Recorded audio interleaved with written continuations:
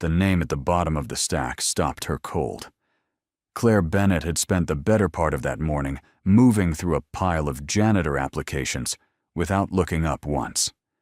The candidates blurred together, all of them unremarkable, all of them forgettable. But that name, she read it twice, then a third time, as if repetition might change what was printed on the page. Owen Carter. She lifted her eyes. The man standing across the reception area wore a jacket that had seen too many winters. His face had aged quietly and without mercy. But the name, that name, she had never forgotten. Claire did not send for him through the front desk the way she had with the others. She walked out, her self folder in hand, and found him sitting in one of the plastic chairs along the far wall. He was not checking his phone. He was not fidgeting. He simply sat there with his hands resting on his knees, looking at the floor, with the calm of someone who had long stopped expecting much from waiting rooms. She said his name. He looked up. There was no flash of recognition on his face at first. Only a man trying to place someone who clearly already knew him. Then something shifted behind his eyes, slow and careful, like a door opening just enough to let in a single line of light. "Claire," he said.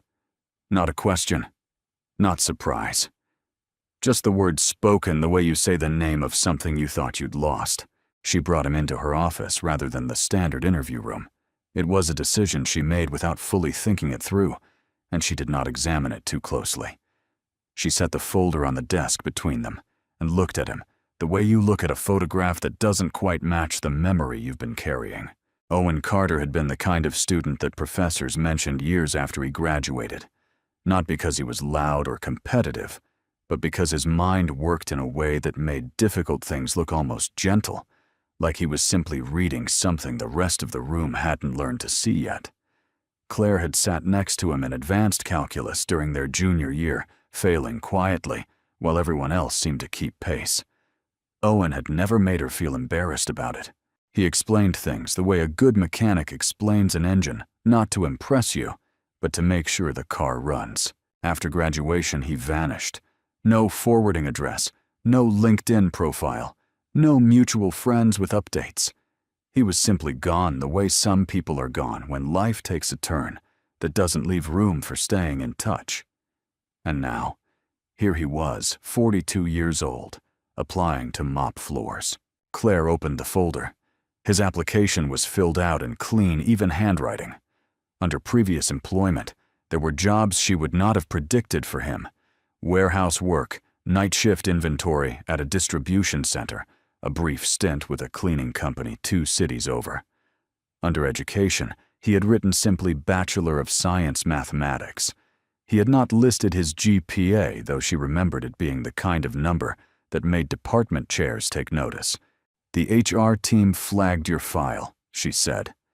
She kept her voice even professional, because the alternative was to sound like what she actually was, a person who was struggling to reconcile 2 completely different images of the same man. "They felt your qualifications were, in their words, excessive for the position." Owen nodded as though this was not news. "I figured they might," he said. "I wasn't sure if it would get past the first screening. It almost didn't." She closed the folder. "Why this position, Owen? Why janitor?" He did not answer right away. He looked at her with the same steadiness. He had always had the kind that used to make her feel like he was actually listening and not just waiting for his turn to speak.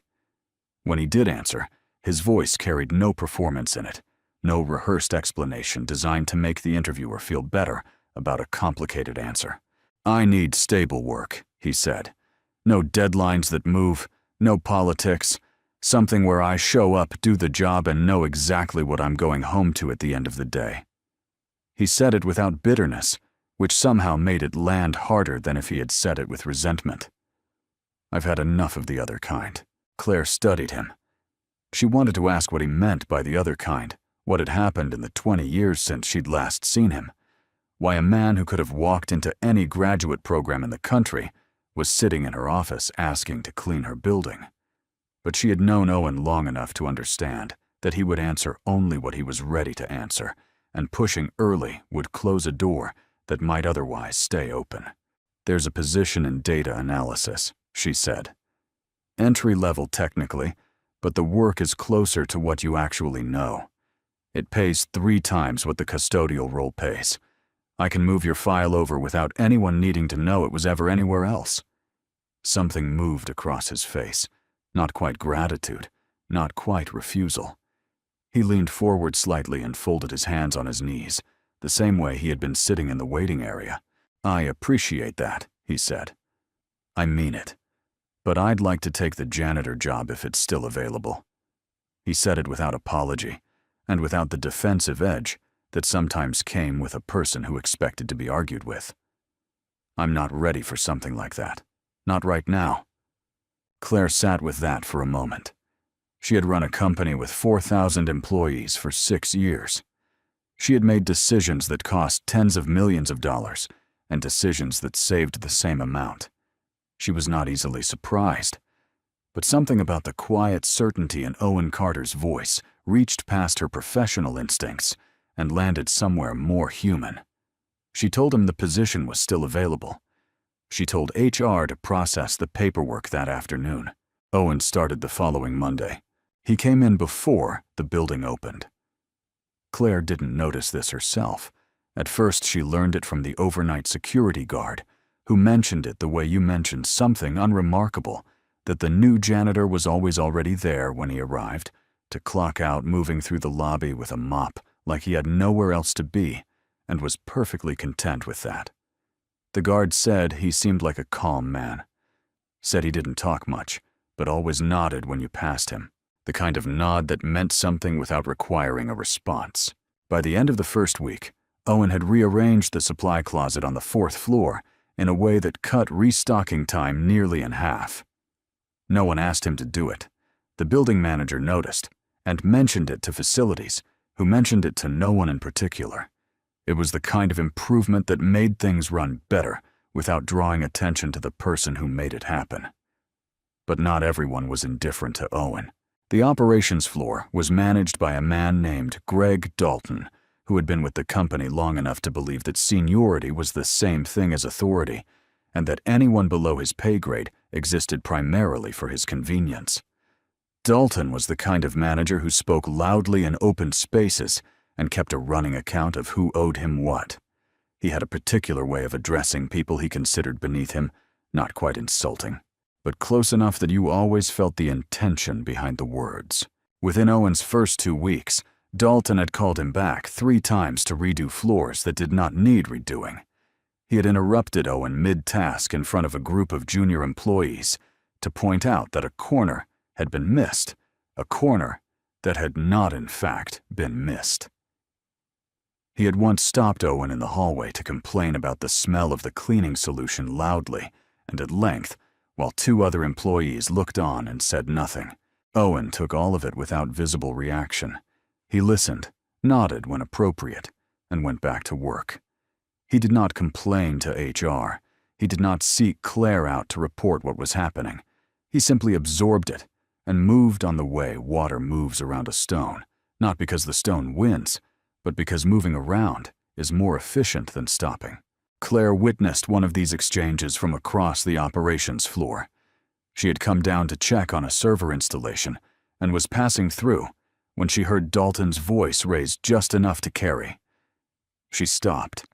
Owen stood with a mop handle in his hands, listening to Dalton explain slowly and with exaggerated patience that a professional would have noticed the scuff mark near the elevator doors before being told. Around them, 3 employees pretended to be absorbed in their screens. Owen looked at the scuff mark. He nodded, once said he'd take care of it, and turned back toward the elevator. There was no slump in his shoulders, no tension in his jaw. He simply went back to work as though the last 2 minutes had not happened. Dalton caught Claire's eye from across the room. He had the brief, slightly uncertain look of a man who had just realized he had an audience he hadn't accounted for. Then he straightened up and walked back to his office. Claire said nothing. Not that day. But she filed it away in the part of her mind that kept track of things that required attention eventually. The week settled into a routine. Owen moved through the building like a fixed point, always present, always working, always exactly where he was supposed to be. Employees who had initially ignored him began to nod when he passed. The receptionist on the ground floor, a woman named Sandra, who handled visitor check-ins and had a reputation for remembering every face that walked through the front entrance, started leaving a cup of coffee on the utility cart near his supply closet every morning without explanation. Owen would find it there and drink it, and leave the empty cup where she could find it. Nothing was ever said about it. It was simply a thing that happened. Claire found herself watching him sometimes, not with the purpose of a CEO monitoring performance, but with the particular attention you give to something you're trying to understand. He was not performing contentment. That was what struck her most. She had seen people perform contentment, had done it herself in board meetings and investor calls, projecting a steadiness she did not always feel. Owen's calm was not a performance. It was just what he was, at whatever this point in his life had become. She had not asked him again about his past. She had decided to let him bring it to her if he ever chose to. But the question had not left her. It lived in the back of her thinking, the way a piece of music you half remember lives in the back of your hearing, present, unresolved waiting. One evening she was leaving late and found him in the lobby wringing out a mop near the front entrance. The building was largely empty. The cleaning crew had mostly gone. Owen worked without music, without a phone in his pocket, without anything to suggest that the silence bothered him. She stopped near the door. "You're still here," she said. He looked up. "Few more hallways," he said. She stood there for a moment longer than was strictly necessary for someone who had somewhere to be. "Are you all right?" she asked. She wasn't sure exactly what she meant by it, whether she meant tonight or in general, or across the whole span of 20 years that sat between them like a gap she could see but not quite measure. Owen looked at her with that steady attention of his. "Yeah," he said. "I'm all right." He said it without qualification, which was either the most honest answer she'd heard in months or the most careful one. She couldn't quite tell which. She said goodnight and walked to her car. Behind her, through the glass doors, she could see his reflection in the lobby, still moving, still working unhurried and exact, like a man who had made a private peace with something she had not yet been asked to understand. She sat in the car for a moment before starting the engine. The last time she had seen Owen Carter, they were 22 and standing outside the mathematics building on the last day of finals.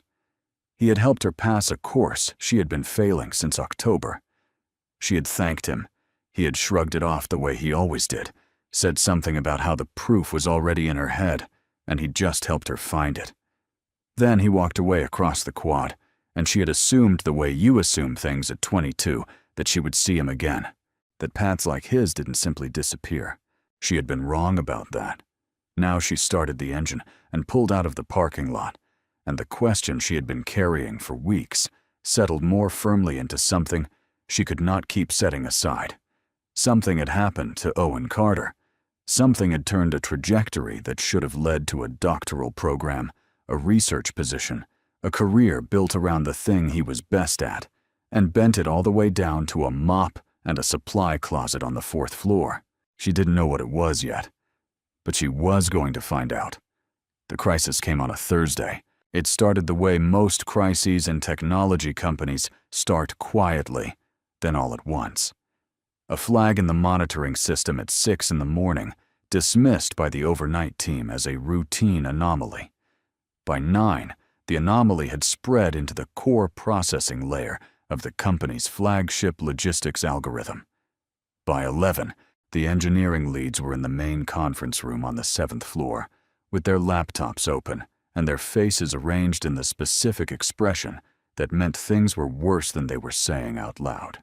Claire came in at 11:15.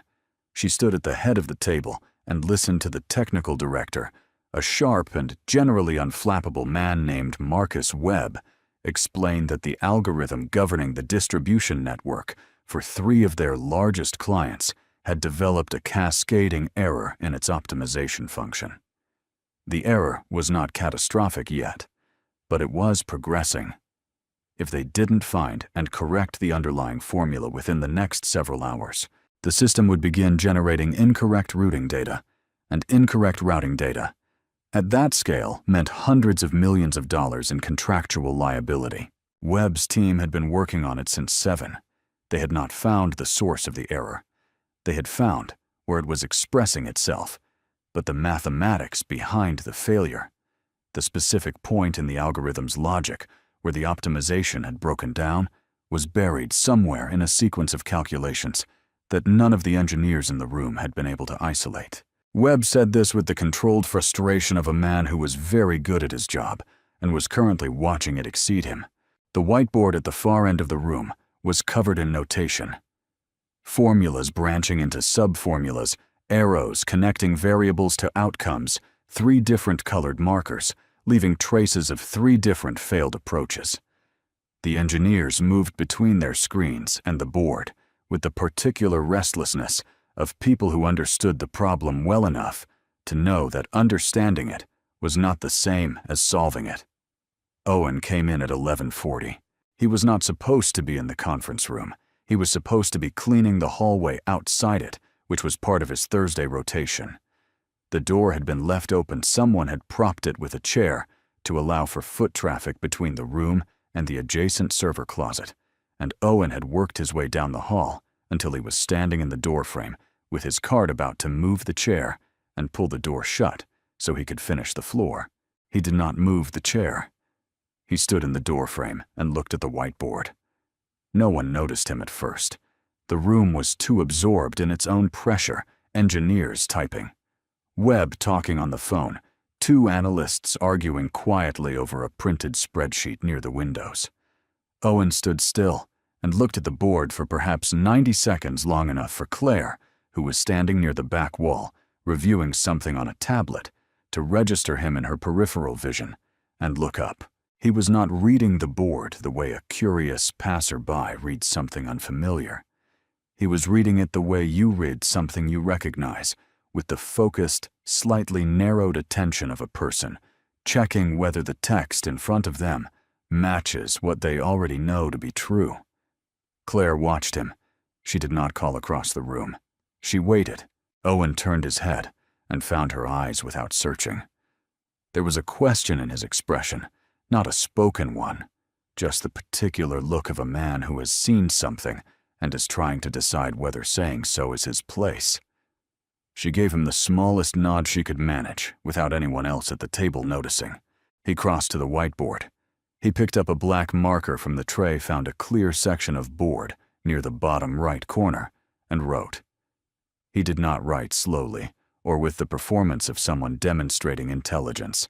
He wrote the way you write when the answer is already formed, and the hand is simply catching up to the mind. 7 lines of calculation, clean and tight, ending in a single bracketed expression that isolated the failure point in the optimization sequence. Then he set the marker down and stepped back. Webb was still on the phone.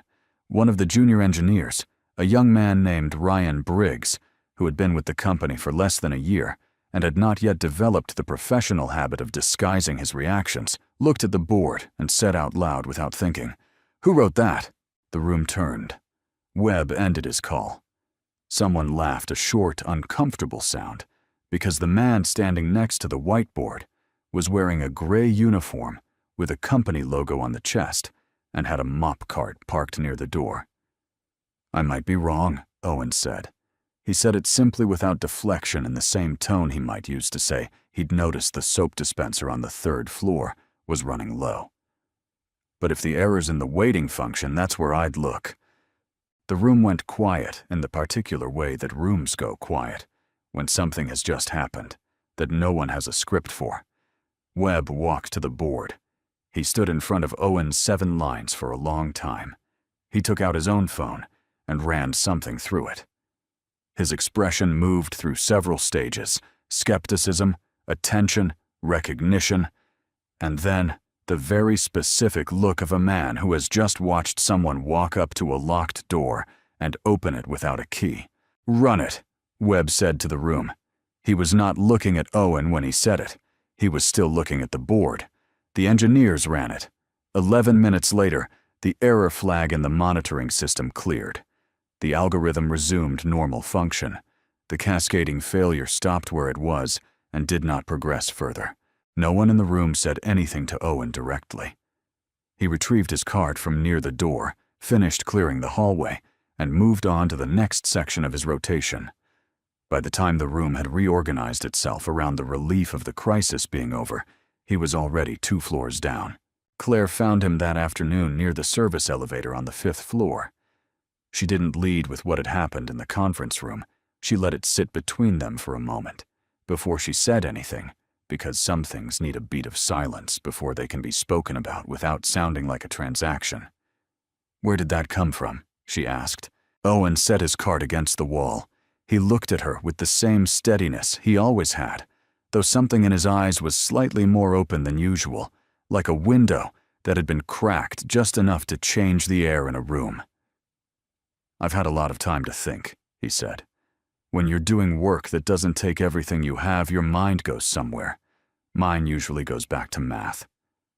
He said this without any attempt to make it sound profound. It was just a fact, delivered plainly. Claire looked at him for a moment. "What happened to you, Owen?" she asked. "After graduation. I need to understand." He was quiet for a few seconds, not evasive, just organizing. When he spoke, his voice was level, and without the performance of someone rehearsing their own tragedy for an audience. His parents had gotten sick within 2 years of each other. His father first a slow illness that required consistent care and drained the family's savings faster than anyone had planned for. Owen had been accepted into a doctoral program at that point, a fully funded position in applied mathematics at a university in the Northeast. He had deferred once, then deferred again, and then the deferral window closed and the program moved on without him. His mother's illness came next. By the time both of them had passed, Owen was in his early 30s, with a gap in his resume that no hiring manager in his field wanted to look at directly. He had taken what work he could find, logistics, warehousing, anything that paid consistently. Each time he tried to move back towards something closer to his training, the gap came up, or his age came up, or the market had shifted, and the entry points had closed. After enough years of that, a person stopped spending energy on doors that didn't open and started focusing on what was actually available. "I don't tell people this because I want them to feel sorry for me," he said. He was not looking for a reaction. He was just explaining the facts so that she would have them. "I made the choices I made because they were the right ones at the time. I'd make them again." Claire held his gaze. "You could have called someone," she said. "You could have called me. You had your own life to build," he said. "I wasn't going to show up at someone's door with my problems." She wanted to argue with that. She didn't because she recognized that arguing would be about making herself feel better rather than anything that would actually be useful to him. Instead, she said, "That wasn't your decision to make for me." Owen looked at her for a moment. The corner of his mouth moved, not quite a smile, but something in that direction. "Maybe not," he said. She left it there. But she was thinking, as she walked back to the elevator, about the doctoral program he had deferred, and the research career that had never happened, and the mind that had been quietly, steadily running calculations in whatever quiet hours a warehouse job or a night shift allowed, because some things don't switch off no matter what the rest of a life looks like around them. She was also thinking about what she was going to do with that. The answer came sooner than she expected, and in a form she had not anticipated.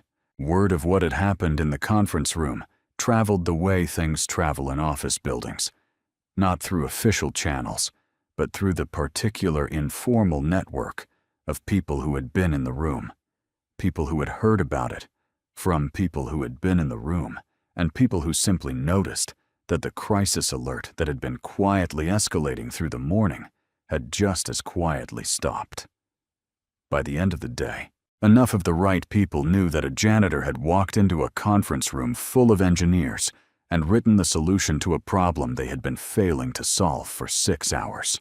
Greg Dalton heard about it before 5 o'clock. He came to Claire's office at 5:15. He did not sit down. He stood in front of her desk with his arms crossed and explained in the measured tone of someone who had already decided what he was going to say before he walked in, that what had happened in the conference room was a serious breach of protocol. An hourly custodial employee had entered a restricted technical meeting, had engaged directly with proprietary system architecture, and had done so without authorization from anyone in the management chain. He said the word liability twice. He said the word precedent once. He made it very clear that in his view, the matter required a formal response, and that the formal response should be directed at the employee who had caused the situation. Claire listened to all of this without interrupting. When Dalton finished, she asked him one question: whether the algorithm had been fixed. Dalton said that was beside the point. Claire said that it was in fact exactly the point, and that she would look into the matter. She said it in the tone that meant the conversation was over. Dalton left. Claire sat at her desk for a long time after he was gone.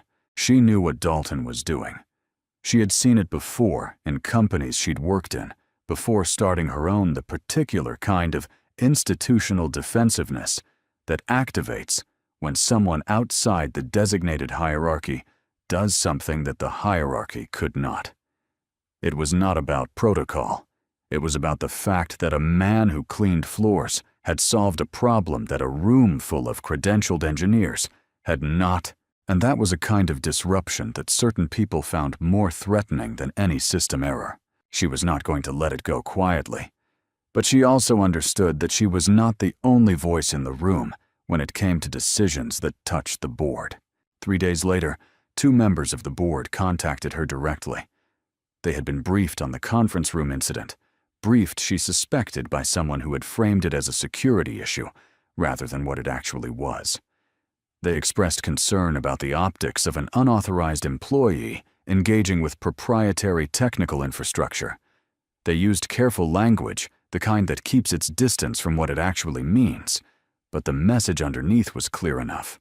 The situation needed to be resolved, and resolved in a way that protected the company's formal structures. Claire drafted a response.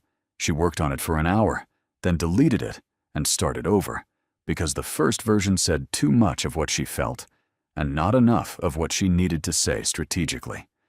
The second version was better measured, professional, focused on the outcome rather than the process.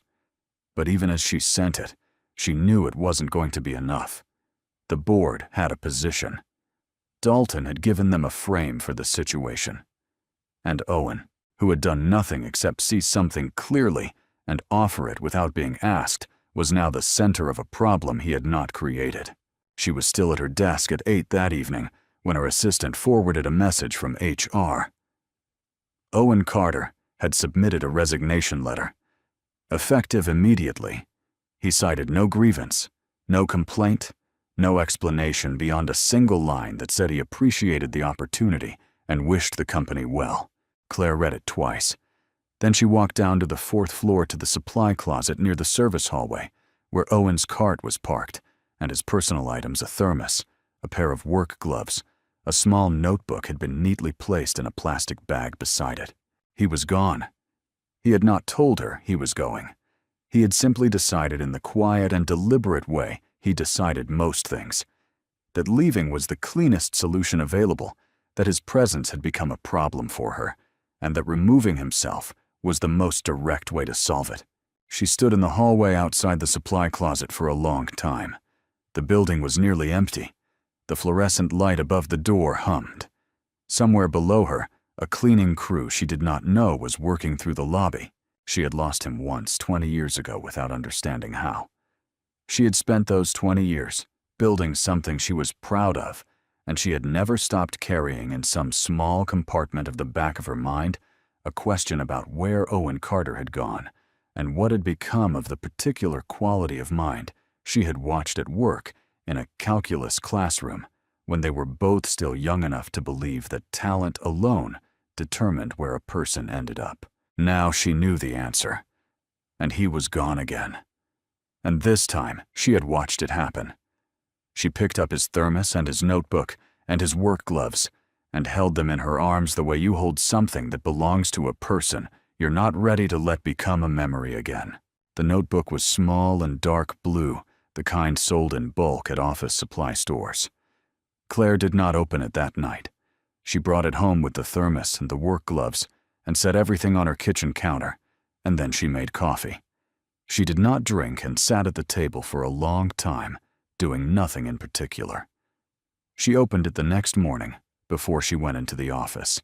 The first several pages were what she might have expected from Owen equations, mostly the kind that filled margins when a mind had nowhere else to put itself. Some were clearly connected to work. She recognized optimization problems, sequencing logic, probability chains that resembled the architecture underlying the company's own systems. He had not been working from any of the company's proprietary documents. He had been working from his own thinking, arriving at similar places by a different road, the way two people can walk toward the same city from opposite directions and meet somewhere in the middle without having planned it. But it was the later pages that stopped her. Toward the back of the notebook, the equations gave way to something else, shorter entries, written in the same clean hand, not addressed to anyone. He wrote about his father's last months, about the particular exhaustion of being the only person in a situation, and knowing that exhaustion was not an excuse to stop. He wrote about a job he had lost at 37, not because he had failed at it, but because the company had restructured, and his position had been absorbed into a role they gave to someone 15 years younger and $20,000 cheaper. He wrote about the doctoral program he had deferred, not with regret exactly, but with the kind of clear-eyed accounting a person does when they want to understand their own life rather than mourn it. Near the last written page, he had copied down a single line, the same line he had said to her in the hallway outside the supply closet weeks earlier. Not everyone who takes the long way around is lost. Claire closed the notebook. She sat with her hands flat on the cover for a moment, looking at nothing. Then she got up, got her coat, and went to find him. She did not have his address on file through the company. He had listed a post office box on his employment paperwork, which she had not thought anything of at the time. She went through the HR system herself, which required overriding 2 layers of access protocol and would generate a record of the query, which she did not particularly care about. There was an emergency contact form with a handwritten address, a building on the east side of the city, in a neighborhood that had been declining for 20 years and had not yet found its way back. She drove there herself. She did not send anyone ahead, did not call first.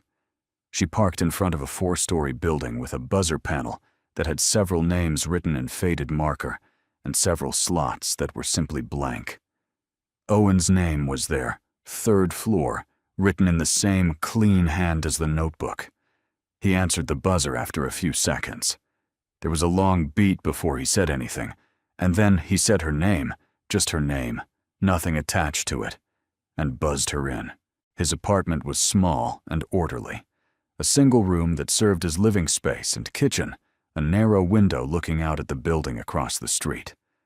There were books stacked in even columns against one wall. The table near the window had a legal pad on it, covered in the same kind of notation she had seen in the notebook. He had been working when she arrived, or thinking, which for Owen was often the same thing. He offered her the chair at the table and sat on the edge of the bed across from her, and they looked at each other the way 2 people look at each other when a great deal needs to be said, and neither one is entirely sure where the beginning of it is. Claire set the notebook on the table between them. She did not explain how she had come to read it, because he already understood, and he did not seem to mind. He looked at it for a moment, and then looked back at her. "The project is stalled," she said. "Webb's team has been working off the approach you outlined on the board, but they hit another wall 2 days ago. The solution you gave them was correct, but it was one layer of the problem. There are 2 more underneath it." She said this plainly because Owen did not need context softened for him. "I need you to come back." He was quiet for a moment. Outside, a truck moved slowly down the street below the window. "Claire," he said. "I know how it ended," she said.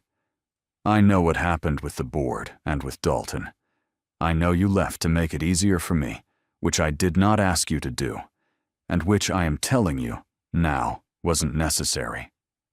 She kept her voice level because this wasn't a speech, and she did not want it to sound like one. "I'm not asking you to come back as a janitor. I'm asking you to come back as an internal training consultant. You would work with the engineering teams on problem-solving methodology. You would not have a large title. You would not have a corner office. You would be treated the same as every other employee, which is something I should have enforced better the first time you were there." Owen looked at the legal pad on the table. He turned it face down with one hand, a small automatic gesture, as though he didn't want the work in progress to be part of the conversation. "What about the board?" he asked. "I handled the board," she said. He looked at her. "What does that mean?" "It means I went into a meeting and explained to them in terms they could not reasonably object to that a janitor with no current credentials had written down the solution to a critical system failure, a solution that a room full of engineers with advanced degrees had spent 6 hours failing to find, and that any company which responds to that by removing the person responsible is not a company that is managing its assets intelligently." She let that sit for a moment. 2 of them pushed back. I told them I would be happy to schedule a follow-up meeting once they had identified someone else who could do what Owen Carter had done. That ended the conversation. Something moved in Owen's expression, not quite amusement, not quite disbelief. He looked at her the way you look at someone who has just done something you would not have predicted, even from a person you knew well. "And Dalton?" he asked. "Greg Dalton is no longer with the company," she said. "That decision was mine, and I made it, and I would have made it regardless of what happened in the conference room. What I watched him do to you over the 6 weeks you worked there was enough." She said this without heat because heat would have made it sound like vindication, and it wasn't.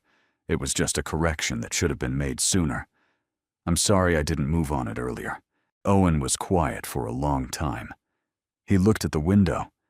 The light coming through it was flat and gray, the kind of late-morning light that carries no particular warmth but illuminates everything evenly. "I'm not looking for a redemption arc," he said finally.